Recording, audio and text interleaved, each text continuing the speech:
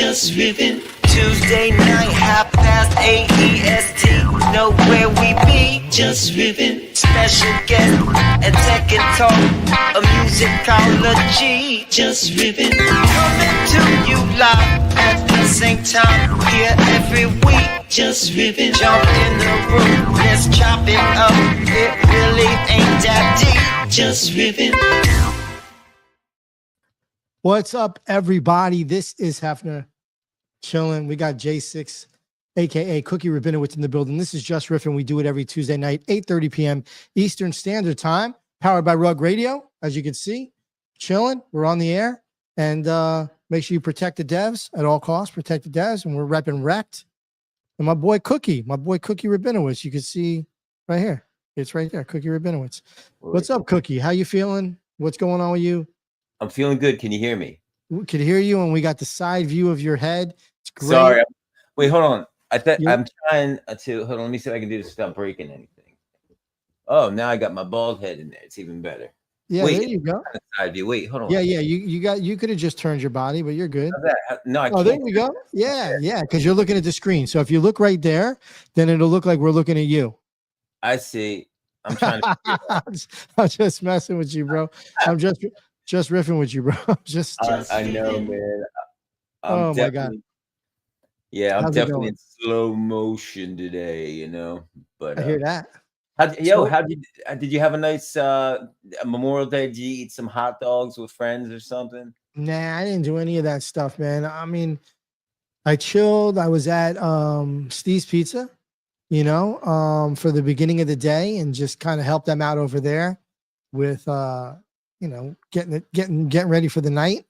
And what I do, I watch racing, I watch Formula One, I watch NASCAR, I watch Indianapolis 500, you know, and then basketball. I mean, I forget, it was just like a crazy day of sports, you know. Although I'm pissed last night, my Panthers could have swept. They should have swept. They looked a little bit tired. They looked a little fatigued last night. I mean, they're up 3-0 in the series in the Eastern Conference Finals for hockey, and you know they got a chance to go to the Stanley Cup Finals for the second year in a row. They won last year. They're the champions. Oh, nice. I think they'll close it out. They're leading the series 3-1. Carolina did get some life back into them, but they're playing a desperate game. You know, they're playing. If they lose, they go home. That's it. That's the end of the series for them. They go fishing, you know, for the rest of the season. But but I think the Florida Panthers will definitely close it out in the next game. They're definitely not losing the series up 3-1. They're for sure going to the Stanley Cup Finals. Mark my words. I know you're not a sports guy, but you know. I'm not a sports guy, but I do appreciate the efforts that these athletes go through to train and the coordination they have. I mean, you know, applying coordination to music, which is what I do, it's difficult for me. I'm just a naturally uncoordinated person. So people that actually do these crazy, you know, athletic things like skate and shoot a puck around and put it in a little goal, it blows my mind. It really does. Like, I can't even pretty much walk without tripping over myself most of the time. You're funny, dude. So, but I love it though. I do love it. Let me ask you, did you do any of those? Because I know we both do the Myriad thing. Were there any markets on that game or anything? And did you play them if there were? There weren't anything on the Panthers game. There was on the Formula One. So I did on that. I won on that. And I won I won cash too. Hang on one second. Yeah, hang on one second. I think I won some cash on. Okay, I am restreaming. Let me just pin this to the profile. I won cash on Max Verstappen, I think, in Formula One, if he was gonna be on the pole or not. And I voted that he was not going to win the pole. He ended up winning the race, I believe. No, Norris ended up winning the race. Verstappen was in the lead of the race for a while, and then Norris ended up winning the race. Lando Norris. Again, McLaren came in first and third. They're crushing it this year. So, now let me ask you this. So this is race car driving you're talking about. Yeah. Now. I was talking about Like, Formula I know One. it's athletes. Uh-huh. So, and that's race cars, right? That's the top. Yeah, that's the fastest, the strongest race cars. Those guys have to go through. I mean, they're in tremendous shape. They have to go through vigorous training. They do neck exercises because the G forces. These guys are doing 200 miles an hour plus. I mean, I was watching something How much yesterday. weight? How much and how many miles per hour plus? It depends on if they're in a straightaway. They go plus 200 miles an hour, and I think Oh, it's 1,000 horsepower. So it's not like your average. It's like a Bugatti, but a Formula One racing car. It's insane. that's I wild. think, I know a lot of people are into it, and that sounds pretty exciting. Maybe I should check that out. It seems like a fun watch. yeah, I was watching something. I don't know if it was earlier today or yesterday, where it was GT cars on a road course with their fast cars themselves, and they were showing the comparison in speed between the GT cars and the Formula One. So if you can imagine, the GT cars were like this. I mean, they're going much faster, but let's say they were going like this around the Uh, turn. The Formula One was wow. like legit. Like the camera was here, and just the cars were. Zoom, zoom, zoom, zoom, zoom, zoom. You don't. It's like such a flash of them going by, and I could only imagine sitting in the car going that fast. And there's turns, and there's obviously you're slowing down in the turns, but approaching the turns, how fast you're going. Like imagine you're in your car and you're driving 60 miles an hour. You're driving 80 miles an hour. To me, 80 feels like 55 these days. I don't know. Like it doesn't feel like much driving in the cars today, because I think the technology is, just so good that you don't really feel the power of those cars much, in the sense of you driving, opposed to like some old, like, Camaro, real gas, and, like old school, like classic car. You're going to feel it there, but I at don't any know. rate, I was just yeah, gonna say my 2013 Corolla feels pretty pretty wild at 80 miles per hour. yeah, that's what I'm saying. Like the older cars are going to feel that. The newer cars, you don't really feel it. Like when I'm doing 80 on the highway, I'm like, it's like mosey on down the road. It's like I'm doing 40 in a residential, right? And I don't really feel the difference. I don't feel how fast I'm going.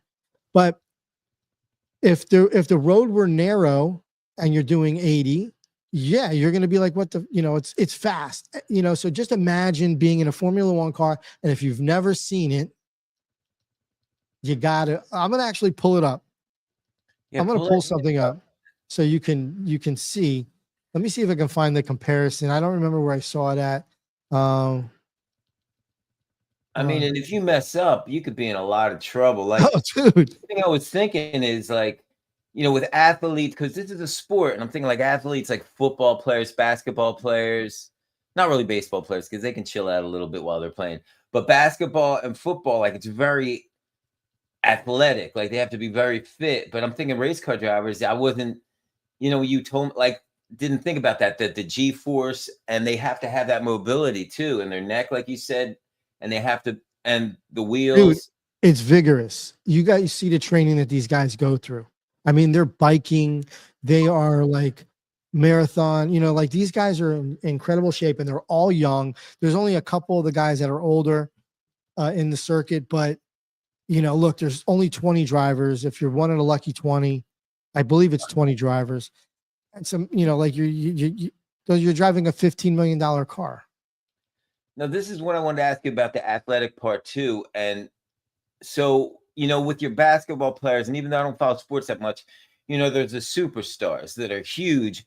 And if, people will bet like on these athletes, because they go so hard in the paint. Perfect time to use that slogan on basketball, right?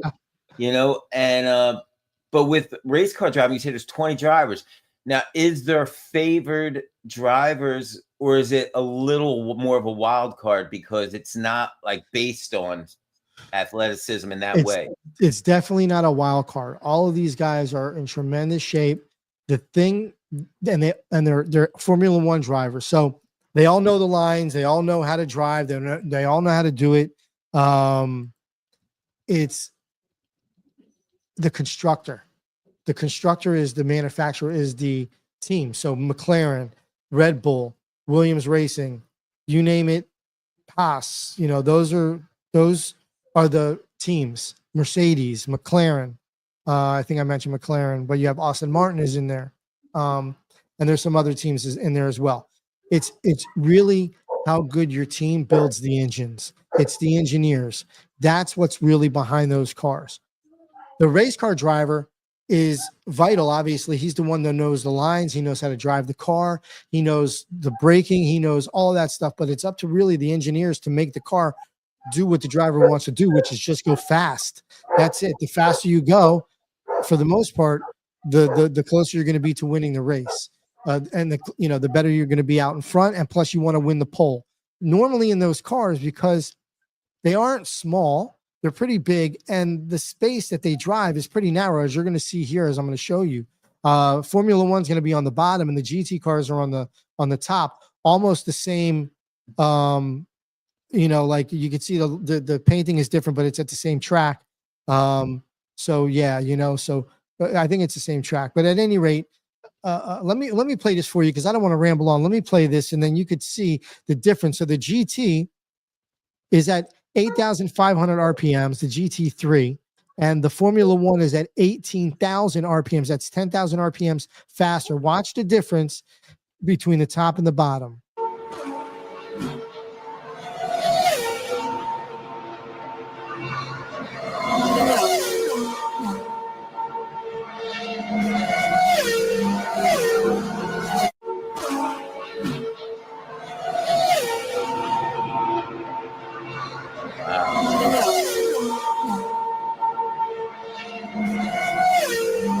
So you see that, right?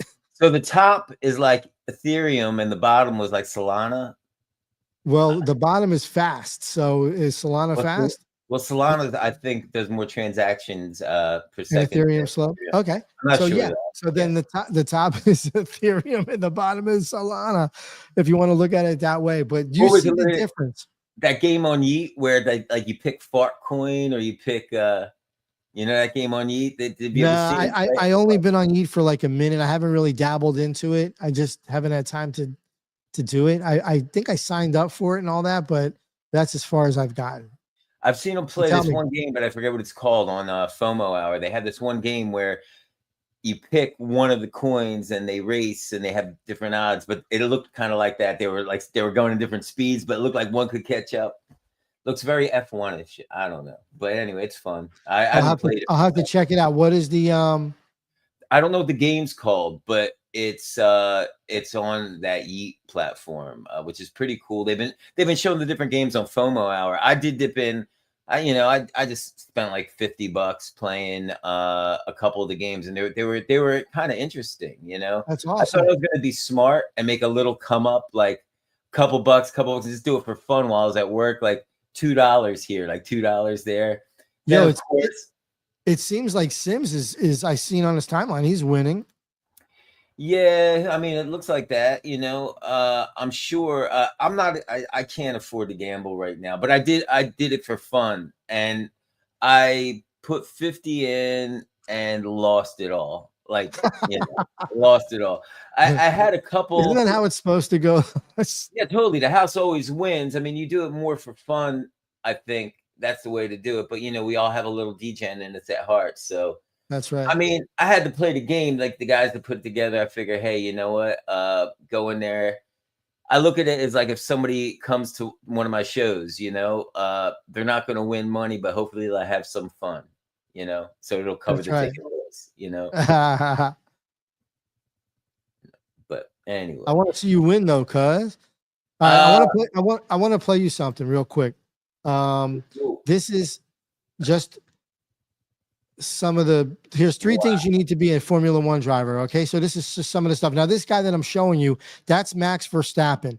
He's probably, I don't know, he's a 4-time champ. He won the championship 4 years in a row. This kid is amazing. 3 things you need to be an F1 driver. Next, strength. Grip strength. Endurance. Endurance, it said. 3 things you need. It said endurance instead of that's the AI talking. But if you're gonna get endurance, you got to start with beginnerance, though. Endeavor definitely don't have any ignorance. Oh my God, do you have any endurance? Yo, check this out really quick. We were talking about what were we talking about? You're talking about We're, Formula One. we're talking about hoping I win, right? Oh, hoping you win. Right, right. Right. So I looked like there's a lot of honeypot scams going around now. You ever hear of these things? I'm talking about blockchain stuff now. Maybe I shouldn't because we're a music show, but this is kind of No, I interesting. mean, no, we talk blockchain. What the hell are you talking about? You could give the news. Well, Don't I be scared. looked in my hardware wallet, right? That I don't even really have much shit in it, and I don't even have it on me. I was just looking at, how you can still check the balances, and I saw that I had like $4,000 in it from this foreign token, right? I was like, I was like, oh, I know what this is, right? You hear about it. So I did some quick research and everything, and it was like what's called a honeypot scam, right? And what Right. they do is, I mean, for anybody who is kind of new in this lane, or even if you have been around a while, but you don't mess around, if you ever look in your wallet and you see a token that's worth a lot of bread, don't interact with it. This is what you do. You go, this was on ETH. So I went to the contract address and I just very simply, because I don't really know how to read smart contracts super professionally or anything, I can take a glance at them, but I just copied the contract address and I pasted it in ChatGPT and I said, hey, what's with the deal with this? And it just told me all the things that were suspect in it. Associated with it. That's amazing. Like for instance, you can, like, the person that creates the contract can write directly in the contract, hey, if somebody tries to if somebody tries to swap this within their wallet, if they don't look closely while they're doing it, when they authorize shit, when they sign on it, they can sign for other shit like, hey, now this person can move other tokens in their wallet besides this. So you think like, hey, I'm going to flip this really quick. But they can also make it so, like, you could think you could be smart and be like, hey, I'm going to send this to a burner wallet and then I'll cash out. Well, they can also set it up so even though the liquidity looks like it's there in the liquidity pool, so it looks like, hey, this makes sense. I'll put it to a burner wallet and I'll cash out. When you try to do that, they have the baby steps on it, like the car seats for your kids in the back of the car. So, you think you're swapping it out, but it doesn't allow you to do that. And I think it's a real shitty thing to do because, I mean, not only do I think that's lame to try to target, victims and But that's what rob scammers them. do. That's their job. That's, I understand, but the sucks. thing is, and from my own perspective too, I'm like, man, like if I would have interacted with this, even if I just lost a couple $100 that were in my wallet, that would have devastated me. Like, it's like, Sure, I'm sure it would devastate anybody, dude. $200 is $200, man. You yeah, know and what I'm saying? I was just like, man, what kind of shitty people prey on this like stuff? But I guess you know what? It's everywhere. It's not just on blockchain. It's in credit card scams. It's in Listen, where there's a will, there's a way, and they'll fucking try anything. They'll try any fucking avenue, any way to maneuver and weave in and out of scamming somebody. That's what they do. They go with one hustle and it works, and then it dies, and then they jump onto something else. well, have Web you heard? 3, sorry, I didn't mean to cut you off, but Web 3, blockchain, this is new for a lot of people. For sure. And if you're smart and you know how to hack, you know how to scam, you're going to get over. That's just it. And it's going to be a lot easier for you to do it. And they're doing it. It's evident. They've been doing it since I've been in Web3, which is 2021. I've seen so many of them that it's just, it still is not gotten sealed up yet. It's still so early. We're early. But, we're early, but they'll continue to do it until they really, get stuck. They'll always do it. They'll always do it, but people will just get hipper to it, and Right. There'll be more security in place, but then there'll be more wrongful, type of plotters and schemers in place to, it's just like viruses on your computer. Every time the virus definitions are up there in your malware bytes or in your whatever you use, McAfee, Norton, who knows of these places, but as soon as the virus definitions are detected and they're blocked, they create new viruses, and it's just That's it. going It's just a psycho. continuous thing. It's probably a bot, you know? For sure. You know, there's another thing though. I was reading on Decrypt actually. There's a lot of these, they call them monkey wrench attacks happening. Have you heard about these things? No, but I know that what do you call it? The Foo Fighters have a song called Monkey Wrench. Don't want to be a monkey wrench. Yeah. Well, so check it out. So there's like, they're going next level with it. They're targeting people that have a decent amount in their wallet because it's all public, a public ledger.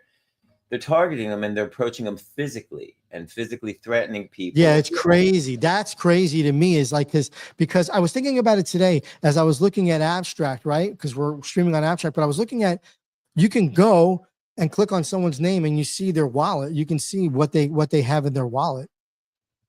And that's a lot of transparency. I don't know, like, that's how I think people get targeted. I'm okay with it. I mean, it is what it is. It's just there. I have nothing to hide anyway from my wallet there. But I think there should be, and if anybody is listening and watching and I'm wrong, please let me know in the comments. Please correct me if I'm wrong. But that's from what I've seen so far. Like when I click on someone's name, then maybe go follow them or whatever. I see what they have in ETH. I see what they have in Abster, USDE and all that other, anything else, Pengu and whatnot. I do see it. When you brought this up, it reminded me of back in the day a little bit with optimism. You remember when I told you, yo, I got this optimism, and it was like, at the time I mentioned to you, I was like, I don't know, it says like it's like $300 or something like that, right? And I was like, I tried to get the money out, and I was like, you know what? I don't know what I'm doing. It's probably a scam. I'm just gonna leave it, let it alone, and whatever. So time goes by, and I hit you up again. I'm like, yo, this shit is at like $700, not $900 or whatever. You remember that? I totally do. Yeah. Yeah. And I thought it was a fucking scam the whole time, but I did a little research and I found out that I had gotten an airdrop from, I don't know what the fuck or whatever it was. And it was free money. I was so stoked that it wasn't it wasn't a scam. It wasn't a, what do you call those things? A phishing attack, For sure. So I was hype on that, but yeah, you're right. There's really, it's hard to detect them. I think you got to just use your common sense. It's like when you get spam emails from companies you never heard of, saying that you won something or this, that, or the other, or that I'm getting these text messages from like, talking about tolls or something like that. I'm like, what the fuck? Get the fuck out of here. Like they just want you to click on that link. They'll do how you get them too. Yeah. They just don't give a fuck, Julius. Yeah. They don't care. Terrible. Yo, but incidentally about that too, it's just like the time is prime. They target you for these things. And I do believe that big Coinbase breach that happened, I think that has to do with a lot of the stuff that I've personally been getting as far as phishing scams. Yeah, because it lines up too much, and I'm just like, wow, this is kind of lame. But then what you're saying too, like this is a trustless ledger that's public that everybody can see, and I think. What do you think, though? Do you think that there should be a layer of privacy there for the? It's like I don't. Okay, this is how I look at it, and I want you to answer this, but let me give you my opinion first, and I want then because I know you're gonna take a minute to break it all down. So real quickly from me, I think it should be a layer of privacy there, just like you would anything else. You don't see my bank when I go to a website. You just don't see it. Now, I understand that it is a trustless ledger and yada, yada, yada. But I do feel on something like this, there should be a layer. So just for the security, so you don't get targeted to get robbed. All right. That's my 1-2. I 100% or 1,000,000% agree with you. Now, I think, like, for instance, as we know, we get rewarded by certain,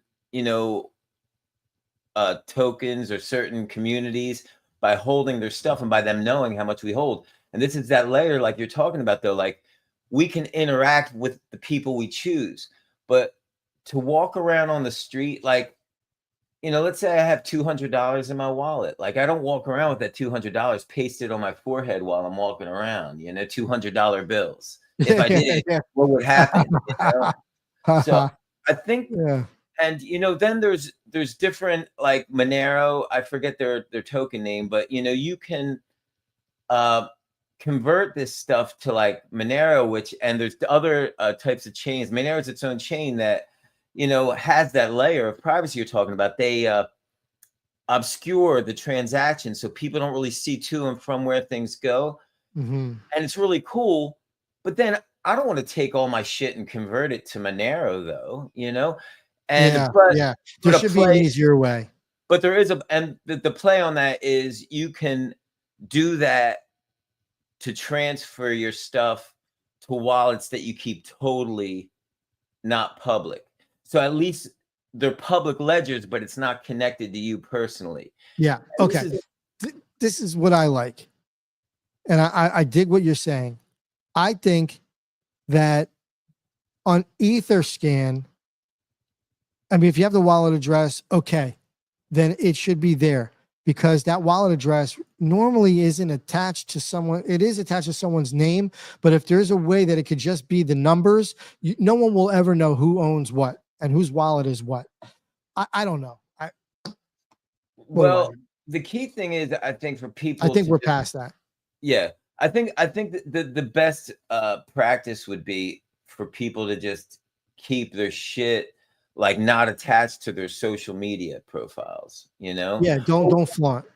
Yeah, exactly. But not even, you don't have to necessarily have to flaunt, but like, for instance, right? If your PFP is a certain NFT that people can recognize, and then they look in that collection and they see who it is, and then they see what else is in that wallet. It's just that simple. It's just that simple. You're absolutely right, 100%. So you really just have to be safe, and there's lots of ways to be safe. I mean, obviously, you should try to keep as private as possible, but deeper than that. Yeah. And that leads us to our sponsor this week. I would like to just kidding. Our sponsor, Smith and Wesson. Entertainment at its best. Actually, Entertainment at its best. Station is Jus Riffin. I just wanted to throw that in. I love it. Yeah. It's kind of a heavy topic, but I think it's good to talk about this kind of stuff though every once in a while, because It's real. it's Real it's talk. real. And just Go real quick. If you're listening in the audience and you heard what we were talking about as far as like just the transparency of your wallet in certain places, only because of the trend of now, people that are robbing people are targeting people that have crypto. They're getting wise. They're getting hip to what's going on. And they know that crypto people hold a lot of money. Just what is your thought? Leave it in the comment. Talk to us. Tell us what you think. We're curious to know how you guys feel about it and what you guys want, what you guys would like to see. Or if you have a solution, if there's one that's out there, tell me. for sure. And I just want to add that there was a great article. It might have even been 2 articles on Decrypt that gave proper safety protocol and procedures that you could take. And then not only that, you can even go deeper. This is a great use case for artificial intelligence. Just type in there, hey, you know what? I'm dealing with some things on this trustless ledger and artificial intelligence. So I'm just I want to watch the chats in case anybody has any questions. I have to put it on my iPad, but ask questions. Say, hey, how do I protect myself from this? I think it's good to look at that stuff, ahead of time. Even if you don't the have devs anything, so they can protect your wallet. and even if you don't have anything, that's the best time, because if you're planning on playing this game, it's the perfect time before you have anything. Set yourself up from Jump Street the smart way. That's right. That's right. So, And you could start your wallet over. You can create a new wallet. You can figure that part out. What's up, Line Trash? Line Trash talk about air gapped line storage. I'd love Cold storage. Cold storage. Yeah, I'd love for him to come up on stage and tell us a little bit about Air gapping. Do you know what this? I hear this term a lot. Betty's used it, and I'm not quite sure what that means. Air gapped. Let me send a link to Line Trash while you're talking. Line Trash. I'm going to send you a link if you're around. Would love to get you up. Haven't spoken to you in a while, and was actually thinking of you the other day. I'm going to send you a DM. So check your DM, fool. It goes Whoops. down in the DM. Keep talking though, J6 Cookie. Well, you know, I wrote a little song on cybersecurity. No, I'm just kidding. But you know, it's important though. Stay secure, and do your best. Do your due diligence, because the worst kind of rug pull is when you're standing physically on a rug and somebody pulls that rug out from you and you fall on your face and you break your face. That's the worst kind of rug pull of all. That's right. Okay, so I pulled this up because we were talking about it earlier, and there's Sims. Oh, is he doing right now? Is he playing right now? Nah. This is just something I found. I just looked up Yeet, you know. But so check it out. Let's see what it is. This is like Tetris, doesn't it? Yeah. Murky Water, Twilight Zone. Fucking get in, boys. Did he just win $1,200? Fucking come on. I love it. All right, so that's Yeet, everybody. Yeet is a gambling thing.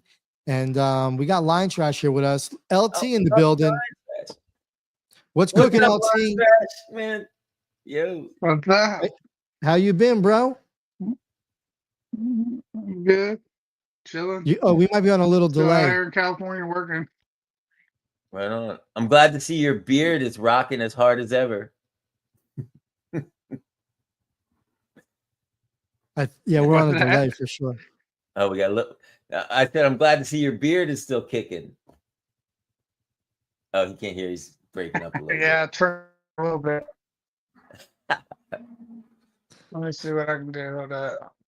So what's going? Oh yeah, when you can get it together. What is this that you were talking about? What is this? This air gap cold storage. What can you tell us about it? Basically just your device, whatever device you use, Ledger, I guess, would be the most popular name out there. It's not connected to the internet in any way. Ledger's not really air gap, but there are other devices out there that are.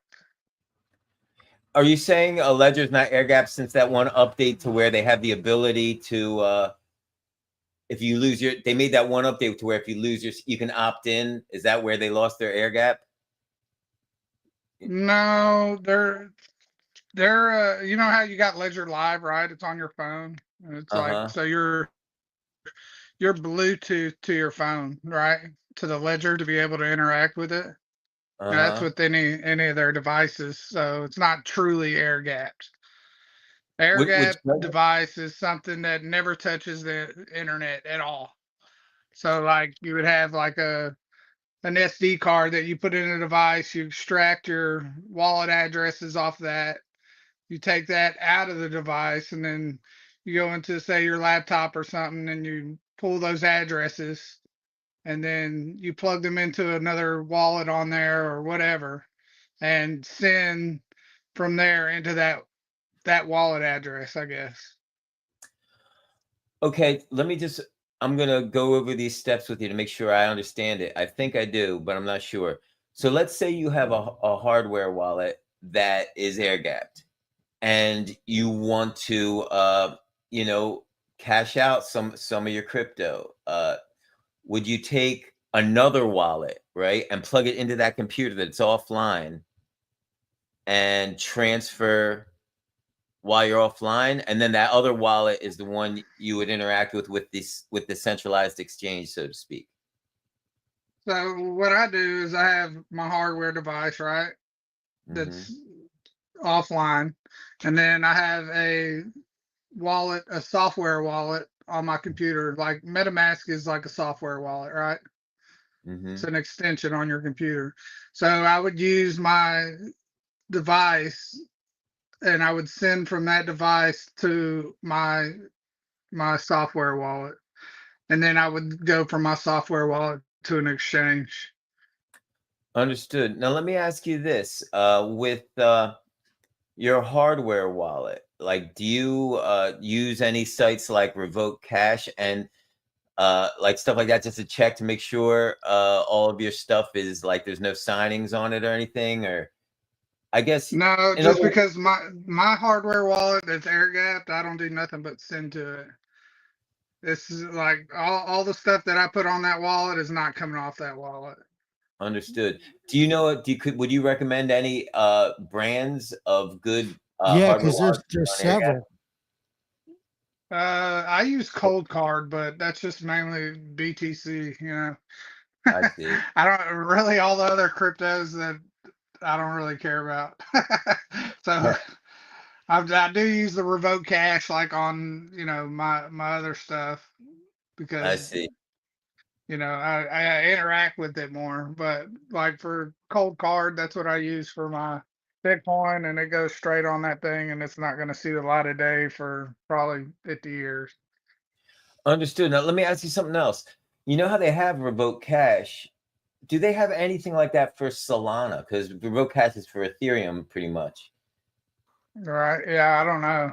I I don't know. haven't It's messed with that interesting to much me. Solana. Yeah. You said Revoke Cash is just for Ethereum because I use it for like is that what you said or Well, No, yeah, yeah. Like I think Revoke Cash is for it's for Ethereum and Layer 2s. I don't know if it's for any other chains. I know it's not for well Solana. I use it for Ape Chain because I have my STKs in one of my MetaMask wallets that's on the Ape Chain, but I use Revoke Cash because I get a divvy. They give like everybody who's a holder, they give money back from the royalties of the sale, from the sales, overall sales. So we get a divvy every Friday, but you have to have revoked Interesting. But isn't the Ape permissions. But isn't Ape Chain? I might be wrong about this. Sorry if I am, because I don't mess around on too many different chains. But isn't Ape Chain a layer 2 of Ethereum or no? I don't know, honestly, the behind the scenes stuff, the data, the nerdy stuff. I just use it to buy ApeCoin and to buy NFTs on ApeChain. I see. I see. Yeah, because if it was a layer 2, it makes sense that it was on Revoke Cash. But I know Solana isn't on Revoke Cash because I've tried it before. But and I like on Ethereum, I mean on Revoke, I mean it recognizes. Just to answer your question, ApeChain is a layer 2. Okay. It's ApeChain. Sorry, yeah, ApeChain is a layer 2 blockchain. It was introduced by ApeCoin DAO, and it's designed to be a layer 2 network built on Arbitrum Orbit. Okay, so it's on Arbitrum then, and I think so. I guess says. Revoke Cash must recognize Arbitrum. I wonder why they don't recognize Solana. That's weird, or maybe they do now. Maybe I just haven't messed with it in a while. But when I tried, before, back when I had anything on Solana, that wasn't worth more than $1.50. I like Solana. I don't know. People, I what love it is. it. I don't know. What do I Yo, know? I actually love Solana for what I'm doing. The music platform I've been building for my music, I've been building it on Solana, and it's amazing for that. I think. So I think the Have you considered any other chains? Like, have you considered ApeCoin or Ape Chain? Have you considered Abstract? Have you considered any of these other different chains? I really Besides Solana. enjoy Phantom Wallet and Solana, and for music, for what I'm doing, I think they are working out good for me. But ideally, if people like it and like my music as well, because if they don't like my music, then they're not really going to give a shit about anything else. But if they like interacting with what I built, I'm gonna make it on everything that I could make it on. Like it'll be available, like they could use it on any chain. That's dope. That's dope. Line Trash, dude, what do you like because of these new chains that have come out, Abstract and whatnot? I mean, have you messed around with Abstract at all? Have you checked out the streaming services? Have you checked out any Nope. shows on there? Have you traded any tokens on there? Have you used it at all? Nope. What about ApeCoin? Huh? What about ApeCoin? No, I haven't done any of that, man. I totally I pretty much sold everything that I had Wow. and just went strictly into Bitcoin. I So remember you got rid of all of your. I didn't mean to cut you off there. You got rid of all of your NFTs. I sold everyone that I could sell except for my Corey Wow. Van Loo NFT. Oh yeah, most definitely, man. That's awesome, though, man. Hope you did. Yeah, Hope you did okay. Hope you got some money back. yeah, I got some money back. Good, dude. I But give you credit, Lion Trash, because I remember it must have been close to a year ago. We were talking, and this was before you did what you did, but you pretty much were saying then, "Hey, man, I'm like Bitcoin," and I don't want to say you didn't say literally fuck everything else, but I was catching that vibe from you. And but like not only did you say it though, but you actually followed through and you did it, and that takes a lot of discipline, and that's a different level of putting your nuts on the table. Like not saying you're putting your nuts on the table for Bitcoin, but just saying, hey, surrendering the other exposure you have and saying, you know what, I'm just going to zero in on this. And I think that's really cool. I've been doing the same thing myself, but not necessarily with Bitcoin, but just with the couple things that I really believe in and the little stuff. I haven't been tempted where back in the day I'd be like, there's a shiny object, and I'd be like, oh, let me play with this. And then you know what happens if you play with it too much, you get sores on it. yeah. Yeah. I don't know, man. I just saw the writing on the wall. I think I mean all the other stuff is cool. I like all the other chains. It's cool that they're doing whatever they're doing.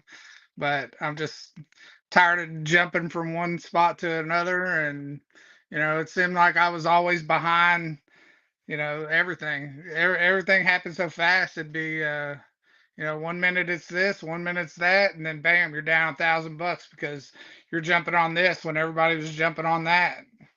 It's like it felt like exit liquidity to everything that was going on. So it's like, screw that, dude. I'm gonna go back to Yeah. Bitcoin.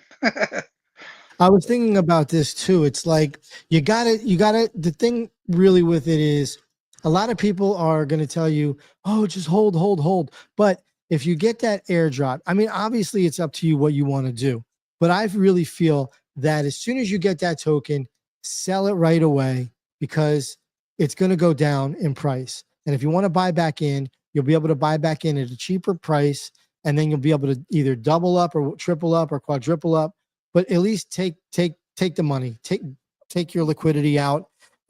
This is just what I've learned from the past, from other things, instead of holding it. And so far, it's been good for me doing it this way. What do you Yeah, guys think? everybody that's saying hold are the ones selling it. You know what I mean? They're like hodl, hodl. You're like, okay, man, I'm just gonna hold and then watch her shit go down, and then all them Well, guys are already sold, and then they're buying back in. yo, Like hold these nuts. That's what I gotta say. Yeah, there's a good right. amount of truth to that. But you know what? I think there are times to hodl, but they're far and few between. Like, I think if there's people building shit and you believe in those builders, I think, and you're not stressing about what you have into the pot. I think there's a movement and transactions are great for all parties because buying and selling is good for everybody. You don't want things to just stay stale and stagnant. But if you really believe in people that are building something, I think there's no harm, no foul in leaving it in there because even if it goes to zero, but you truly, truly believe in what they're doing for the right reasons, if it's not just about getting paid, I think there's something to leaving it there and seeing what comes from it. And if it comes to zero, you can't be mad at yourself because you believed in these people. And if you believe in these people, I trust that we're all smart enough that these people have tried their best to do things. And shit's hard, man, like even when you're trying your best and you're super smart and you're super efficient and you're building shit, there's still a very high probability that it's not going to go the way you wanted it to. So I don't know. Yeah, 100%. Yeah, I get with that. I mean, the only other thing I can say about that is you got to pick the right builders too, because a lot of these people will say they're doing something and then it's totally fucking opposite of what they said. they never follow through. They start, then it looks good and everything, and then they just never follow through. It sucks. But you know who the real builders are by now. At least you should know who the real builders are, the people that are actually doing stuff. So, Right. and there'll be more people coming. I think, the next wave of people, obviously, this is just my opinion, the foundation is kind of being built as we've been watching the foundation of Web3 itself kind of sort of being built with this blockchain and everything, at least since 2021. And it's gotten tighter and more solid, I feel, in my opinion, obviously here.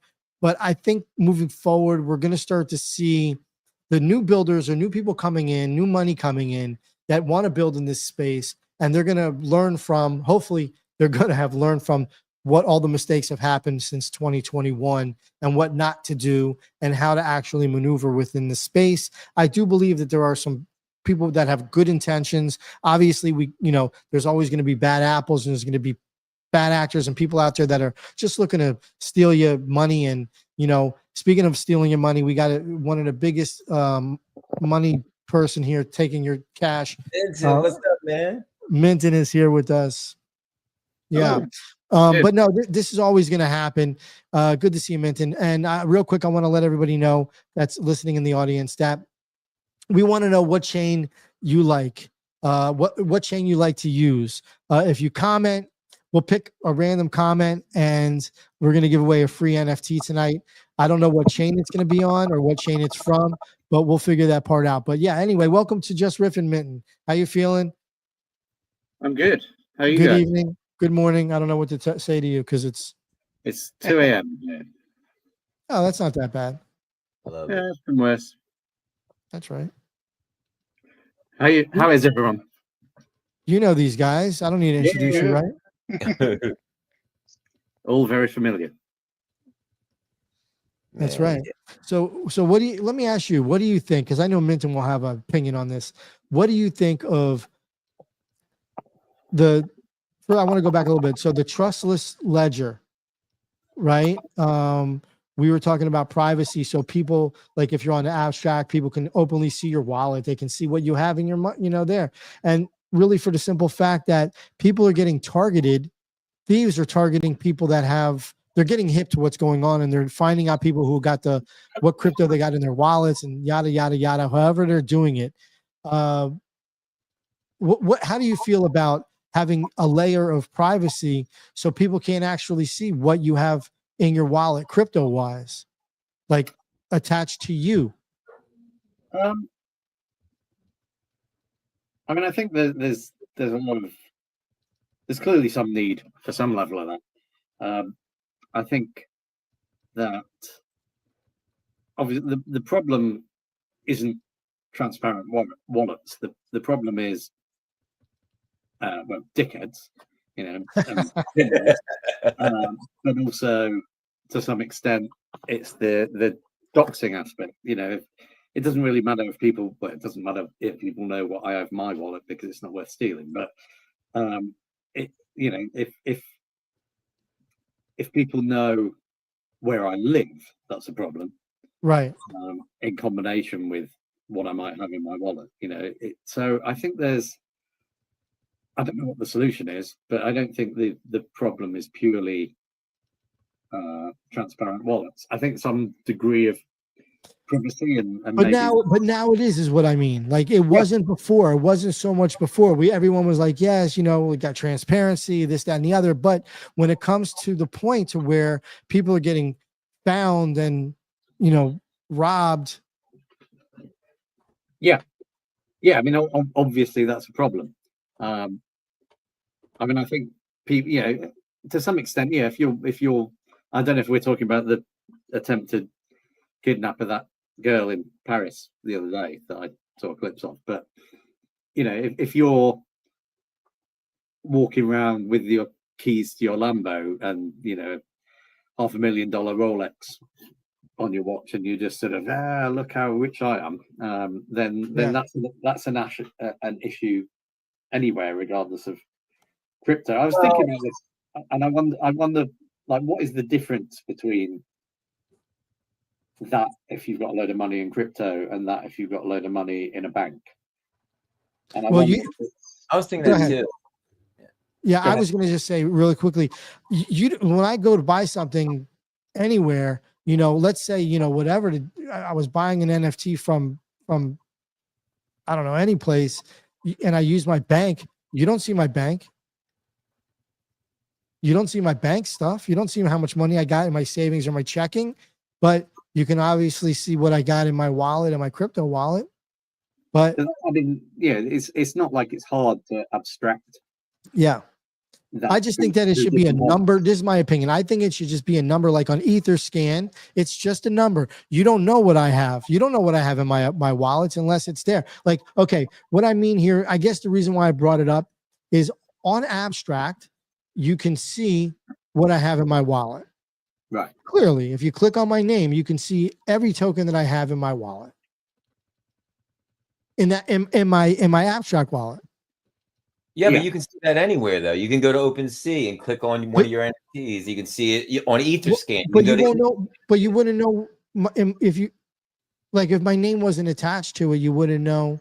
Well, this is the layer I'm talking about. Like, I think a smart move is you have like your public, like maybe on Abstract, you have that public Abstract wallet, but then you have another wallet. But then when you transfer that, the transaction is still logged. And this is where we're they're gonna, if the thieves are gonna track you, they're gonna just click from one Etherscan hashtag to another one to see what's going on in the activities. But what I'm saying here is, like, my wallet is connected to OpenSea, but you do not see what I have in my wallet unless you clicked on my thing. Yeah, I don't know. Just I guess what I'm saying is, like, I have a profile on a certain on Abstract or on any certain website where my wallet is connected to it. You're going to see exactly what I have in that wallet. Of course. That's it. That's all. No, of course. And I think this is what we're talking about.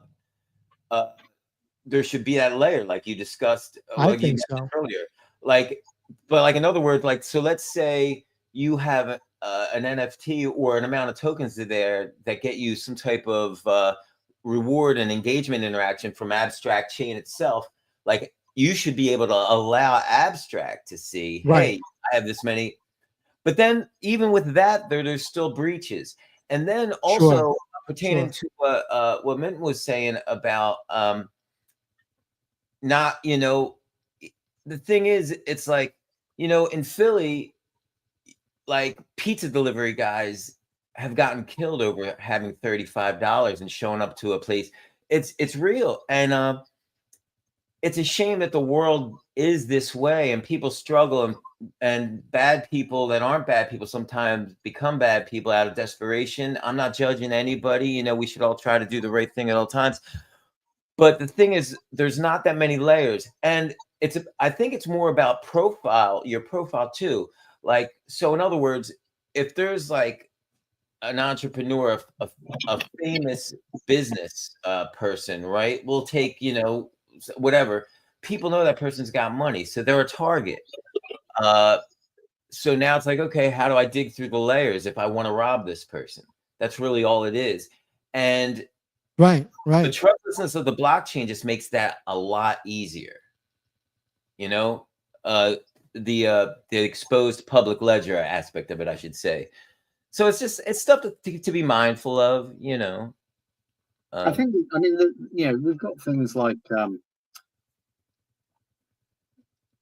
the name escapes me. Yeah, there's ways of using your wallet indirectly. I wonder if there's something like that needs implemented. What about Betty's, like, her company? I dug into that a little bit, and I'm not sure if it would solve this problem, but I think it would, because what it allows you to do is you send a transaction. Minton, in case you missed this, did you catch it with Betty? It's cold link. I wasn't there at the time, but I caught the very end. But yeah, I've watched it back. It's pretty cool though. So, like, I experimented with it, but I haven't really dug into it yet. But basically, you say, "Hey, I got this wallet here with all this shit in it. Now I have this other wallet that, or no, I think what the way it works is it creates like kind of like this separate hashtag, separate hash that and pardon me if I'm wrong on this, but I was digging into it and it's laid out pretty great, but I'm slow, so I have to spend a little more time before I comment on it fully. But I do want to comment on this much. So I believe this wallet that uses as its delegate, so to speak, like, hey, this hash knows that this hash over here has this much in it. I don't believe there's a public connection to that though. So but there may be, but I don't think so. So I think that would be a solution, Hef. And that's very interesting to me. I'm going to look into that deeper because I love the way that works. Like, it's just so brilliant to me. The way there's, like you just said, you don't have to connect a cold wallet to Cold Link. You just verify a transaction that happened on it and you type in that transaction. So this other wallet that had you made this maybe $2 transaction, you see that happened exactly what was in your cold wallet, and that verifies the Cold Link. And I just think that's super brilliant. I think it's super smart. You just have to trust the company that you're doing it with. So if it's Cold Link, you got to trust that Cold Link isn't going to fumble their data like Coinbase did, right? You got to put, I guess if you're going to do it, you got to put your trust somewhere, you know? Line Trash, he said he had to get some food. He hasn't eaten all day and he's starving and he really didn't like the conversation that we're having anyway. But he was like, really just get air gap cold storage and forget about it. I love it, man. He left because he's like, yo, Minton came and he knew Minton was going to get all the shine and all the spotlight. Yo, no way, man. Line Chat's got your beard beat up by a long mile there, Minton. So. Absolutely, yeah. If we were in reverse, he'd be jealous of you, Minton. Oh, for sure. No, it was great to have Line Trash here. I haven't seen him in a while. I'm glad everything is good with him. And enjoy your food, Line Trash, if you're still listening. And send us some pizza. Don't bring home any leftovers. Eat it all, bro. So, all right. So, man, we've discussed. I think a good point. You know, that to me, we've like got to leave it up to the devs and leave it up to companies that are building things like Cold Link. And hopefully, it is something that will give you that extra layer of protection. So, yeah, Miss Hennessy is in our Abstract stream. Hello, everybody in Abstract. How you doing? What's happening? We love you guys. It's Jus Riffin. Miss Henny's there. She says hello to everybody, to Minton, to me, and to Julius, to J6, Cookie Rabinowitz, Dr. J. Dr. J, what's up, guys? That's what they called me when I was a kid, because that's when Julius Erving was hitting it, That's what I'm saying, dude. Speaking of hitting it, you wanna pick up one of your guitars and play one of your new songs for us? For the audience? You feel like riffing? Not one of my new ones. Not one of my new ones. But come on. You don't want to play? If I thought it would be entertaining, to be honest with you, I think it needs more work before it's worthy of sharing with you. I mean, I'm just being totally transparent in lieu of trustless ledgers. I'm keeping my music a trustless ledger right now, and I could say, oh, I'm not in the mood. But the reality is I have to work a little harder before I think it's worthy of you guys lending an ear to it. So that's what I'm talking about, bro. Straight up, dude, being honest. But so, all right, so do you want to play a song? I would love to hear a song from you, man. I would love any song you want. Your choice, obviously. Let me see if this whole thing's in tune. I haven't been playing this. I've been playing my electric a lot, which I'm really excited about that. That's what I've been getting ready. Can you let me know if you can hear this? Ooh, that sounds terrible, huh? What kind of guitar is that? It's an Ibanez. I love it. Very got nice. it for $385, brand new. Wow. It reminds me of like one of those Brian Seltzer guitars. You probably can't hear the guitar, can you? No. Oh, you're not plugged in? Here, I can plug it in. I'll tell you what, keep talking about something. I'll get this in tune and I'll make it worth All right. like Okay, worth it. so just like we talked about earlier, Minton is jealous that you can play guitar and he can't. Minton can play guitar. We've heard Minton play guitar in a video. He plays a mean air guitar, bro. All right, so let me let everybody know what's going on here real quick. We'll take a little station break, a little station identification. Entertainment at its best. Jus Riffin. Yeah, I love them. Great music. Great job. The Jus Riffin Show is every Tuesday night, 8:30 p.m. Eastern Standard Time and 5:30 p.m. Pacific Standard Time. Presented by KIM, always, and powered by Rug Radio. Fuck around and find out. We're about to fuck around and find out, Minton. So, Minton, real quick. So, tell me, like, have you been listening to any new music or any old music lately this past week? Yeah, a friend of mine released her first ever EP a couple of weeks ago. Oh, very nice. So I've been listening to that quite a bit. It's quite. What's the name of the band? It's a solo artist. She's called Katie Pope. Katie Pope. Yeah, KATIEPOPE. Got an EP out called Late Blooming Wallflower. It's only 5 tracks. You know, it's the first ever thing. I don't know.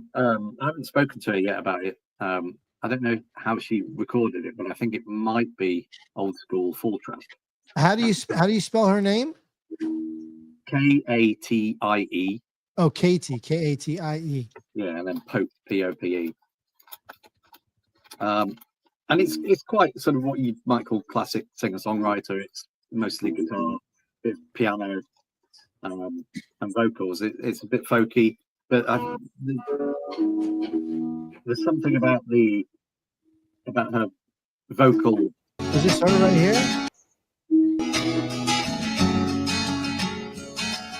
Yeah, that's it. Oh, that's like she's playing guitar. Minton, I think you're frozen. Oh, I looked at that. Oh, there we go, Minton. You back? Yeah. My dog Minton is frozen. Oh, okay. This is it right here. Let's see.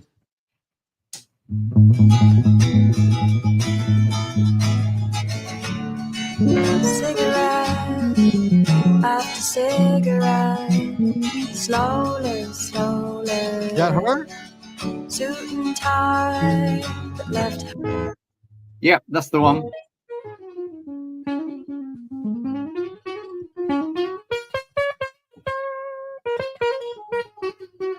All right, we can hear you, but we can't see you, J6. Okay, wait. He's off camera. Oh, Minton is having some issues with his it could be my connection, actually. I don't know. Am I back? Hello? Yeah, Minton, you there, buddy? Yeah. I'm back. Am I back? Okay. I just can't see you. I for some reason. So I mean, I can see myself in StreamYard. I did have it open on the web browser as well because I'm on my phone. yeah, you're like a robot to me, but maybe you're not on everywhere else. Let me see.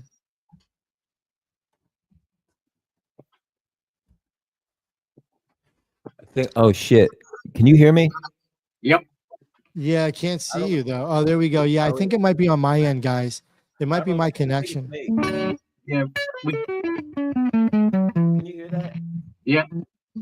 It's weird. Like the way it's set up here, it's not that nice. We can hear you quickly. We can hear you tuning up and everything.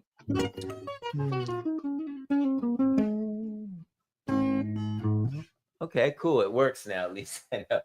It's funny because the microphone and the guitar are plugged into the sound card, but the guitar to be on through the amp, the mic has to come through the amp. So I'm having a little feedback issue. So I think I do have to work a little something out with that. I don't know if it's going to be that good. I think I'm having a delay issue with you guys, and it could be just on my end. I think my internet is bugging out.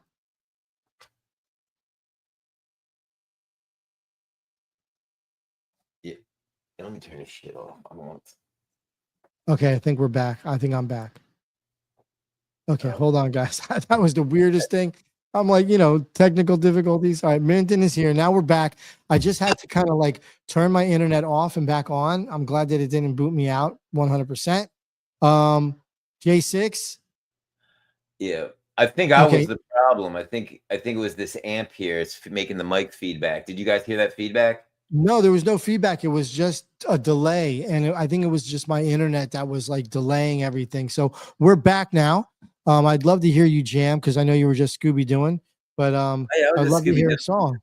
Let me see. I do know a few songs. Let's see. We'll play a little something for you.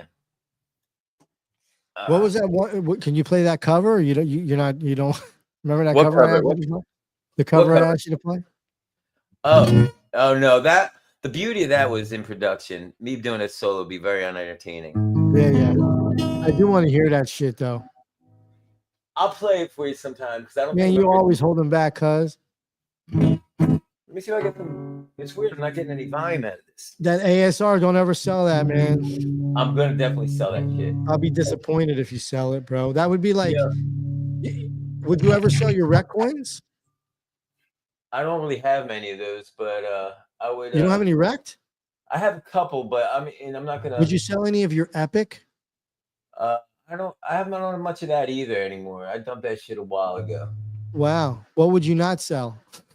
I'm just kidding. I don't really talk about what I have because it's like I don't know because Yeah. Okay. What would you not sell though? What would you not sell? Your Robatos? I don't have any Robatos. Yeah, you did. Check your wallet. I sent you a few of them. Never sell your Hefe. Yo, I thought the art on those was great. Yeah. Nathan, do you have a Hefe the Frog? I do not. No. Oh wow, man, you missed the boat. I know. If I did, I wouldn't sell it. Yeah, no, I don't think anybody sold it. I did this thing. It was fun to do just a long time ago, goofing around. I mean, it's the same frog, just different colors. Nice, that. Yeah, I felt like, oh, let me make these and give them out to everybody. Yeah, I think I first saw it from Tana Nicole. Yeah, I did this really cool thing though. No one, I don't know, nobody likes scary clowns, man. I don't know why. And I had this whole like this thing based around these clowns, and they were real kind of scary looking, but they were cool, man.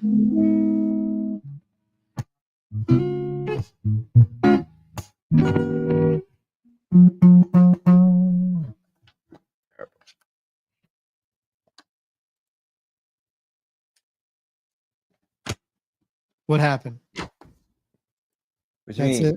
That's all we get. The guitar has a short in it, so I'm gonna see if I can. I got this. This is the guitar I normally play anyway, but it's an electric, so it's not as intimate. Yeah, you know. Oh yeah, so, I've seen that. Yeah, Cookie, it sounded fine acoustically. Yeah, but it was cutting in. Oh, it sounded good without it plugged in.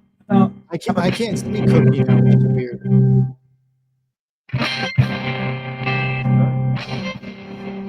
It's weird. I'm not getting. Oh, okay. Check this out. Tell me if this sounds better or worse. Sounds like a truck backing up. It's because it's mic. They're both coming out of the amp, and they shouldn't. Unfortunately, so I don't think it's Epic is going up, bro. I mean, Kenny. Yeah, I just can't see you, man. What's up with your camera? Yeah, I've got Cookie's frozen and now gone. He's he's got the blur going on. Remember blur, Minton? Yeah. Yeah. All right. So at any rate, bro, this project is called Liquid Laughter. Liquid Laughter. It's on OpenSea, and I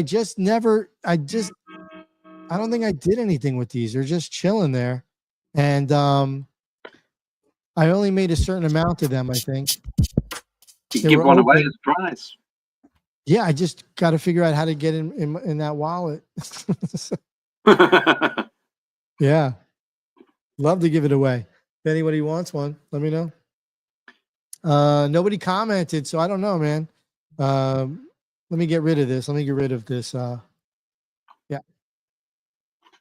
And I don't know where Cookie's at. Cookie is MIA.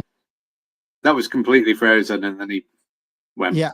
But I could hear his guitar fine when it was acoustic. Yeah, he's still down there, but I don't want to have him up. He's just can't be seen. So it is what it is. Okay, so Katie Pope, right? Yep. I wanted to tell you. Oh, there he is. And now he's gone. Oh, he's back. He's gone. Okay. It could be my connection. Oh, there he is. There he is. Hold on. No, he's gone. Oh, he's using OBS. OBS, come back. There he is. Hold on, I gotta fix some shit that's got. Okay. I see you down there. Just give me a thumbs up when you're ready. I'll tell you, I've been checking out old Radiohead from the basement and listening to that. And then I found myself, I remembered Portishead, and I remembered how dope Portishead is. And they just recently, maybe a couple of years ago, 2023, I believe it was, or maybe 24, they got back together and they played a concert for something. Hang on one second.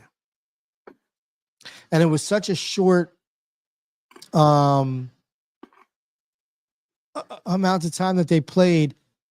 I think they do a full playthrough of the album for an anniversary or something. It was something. I don't remember what it was. Let me see here. But I remember DJ, who's playing drums now, came out and was like, okay, we're done. And everyone was like, oh. But it was really a treat for whoever was able to watch. Give me one sec. I want to drop it there.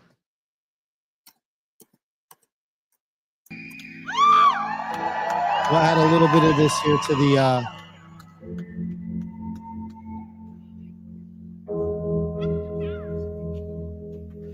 I mean, they were just so good. Beth on the mic and just a band. These guys, I don't want to turn it up too loud, but I mean, these guys really cooked, you know? There was a whole sound that came here. It's known as like the Bristol sound, because there's a city called Bristol where they and a few other similar bands came from. Yeah, there was really, I don't know any other band that had this sound. They really had their own sound. And I'm not gonna front. I had a lot of sex to this music. Like straight up, like this. Sade was really kind of around the same, like vibe, and you know, it Late really 90s. got you in the mood. But man, I just tell you, Portishead was so good. Beth Gibbons' voice was just so piercing through that music. Everything stood out. They just were really, really, really good. The production on the record is incredible. Yeah. Just it's so sparse in a lot of ways. Yeah, and it was very kind of. more. Yeah, I want to say it was like I call it down tempo, very like lo-fi-ish. I don't want to say lo-fi, but this is down tempo, and just very unique. The sound was just very unique, and it had a very cool like underlying hip hop vibe to it, hip hop feel to it. Trip hop. Trip hop, yeah. You said they were from Bristol. Is that where they're from? Yeah. Wow. What other bands were sounding like that? I wonder if I missed anybody. I think no. I was going to say Tricky came out of that space. I don't think he. Oh, I don't know about Tricky. Tricky was a little bit harder, I think. Well, I mean, he could be, but I mean, he produced Bjork's second or third or both albums when they were dating. Bjork. Yeah. I think I mean, his solo stuff was a bit harder. Bjork. What was the group Bjork was in? Was it the not the Pixies? Huh? Sugar Cube. Right. I was thinking about that, and the Pixies also, because they were like around. That was all like the same era. Frank Black had a solo album. Yep. That was just incredible. Yeah, I can't remember the name of it, but it's a great album. Yeah. Hang on one second. I remember because I had this album and it was, I think he was wearing black on the cover. Let me see if I can find this album because it was so good. And also, you know, a lot of people might not know, but Charlie Watts, the drummer from the Rolling Stones, had a band, a jazz band. The Charlie. Oh man, I got to look that up too. That was. What Charlie? What's his name? Hang on one second.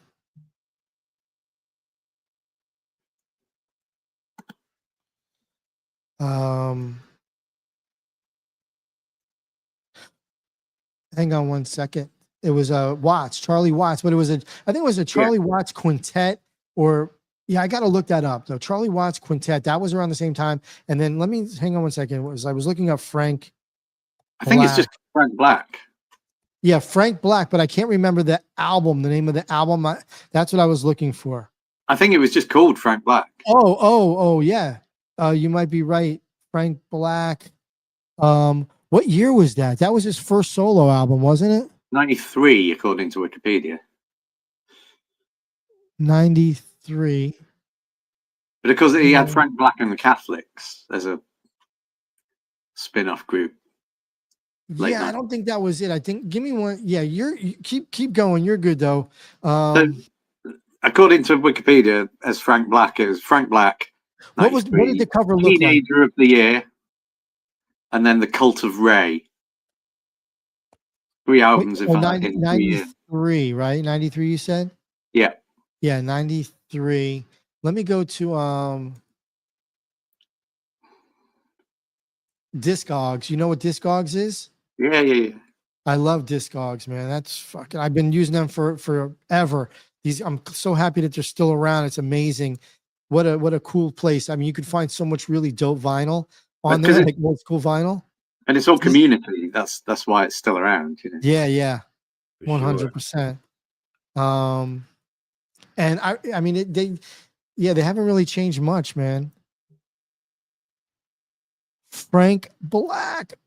Where I'm trying to remember it was Teenager of the Year, I think is the album I'm talking about. Yeah. 94. Teenager of the Year was a great album, bro. What Happened to Pong? That was a great song. I mean, that whole album was really good. There was a lot of songs on that album. I really remember the cover art, just looking at it. It was just Frank Black in like a crown and he had roses. Yeah. Exactly that. Right here. Let me see if I can play it. We'll probably get copywritten for this. Oh, there's Julius. J6 is back in the building. Hey. I wasn't on this page, but I'm going to play this.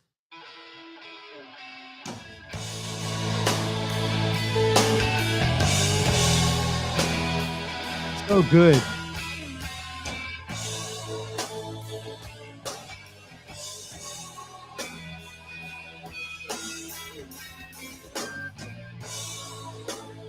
Yeah, I mean, if you get a chance, go listen to this album.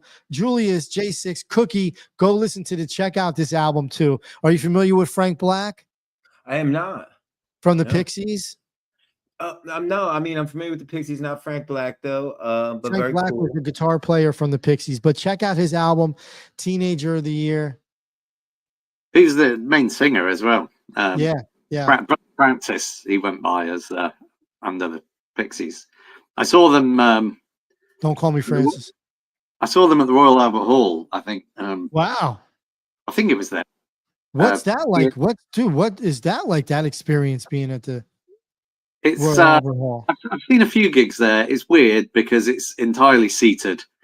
And it's so you're old school theater.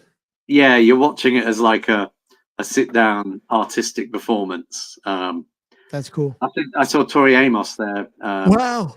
Recently. Wow, Tori Amos still playing. I love it.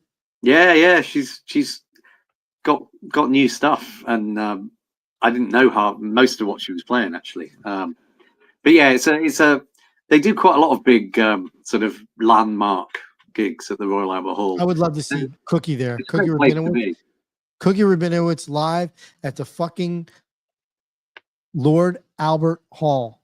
Well, you Yeah. know, it's funny because you said don't call me Francis, and actually, the very first professional gig I had was in a band called Don't Call Me Francis. I knew it, dude. And I knew it.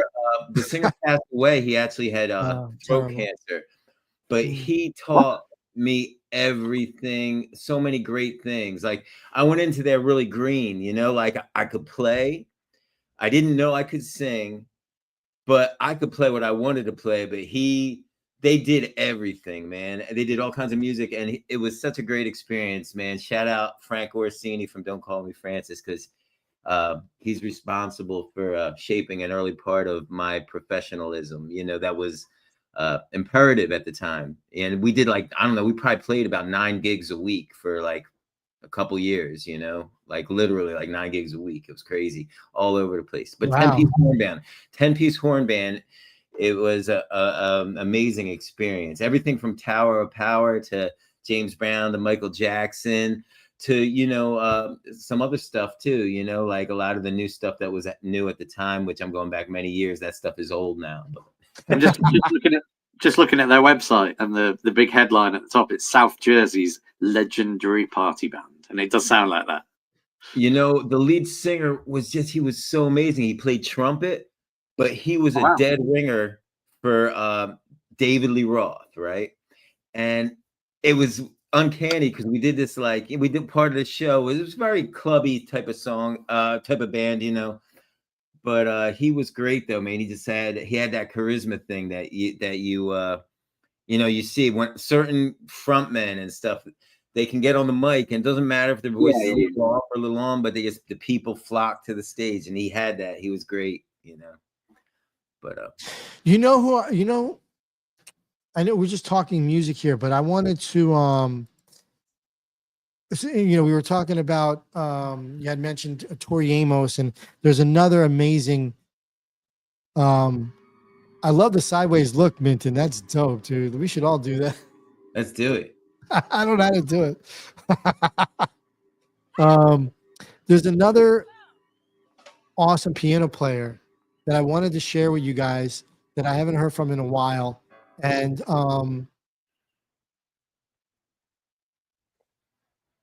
it's Fiona Apple.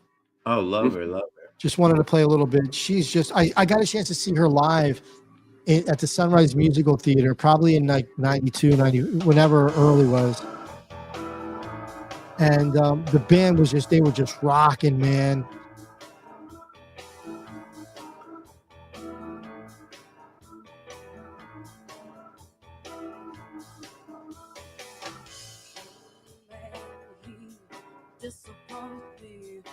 But she was just, you know what it was for me?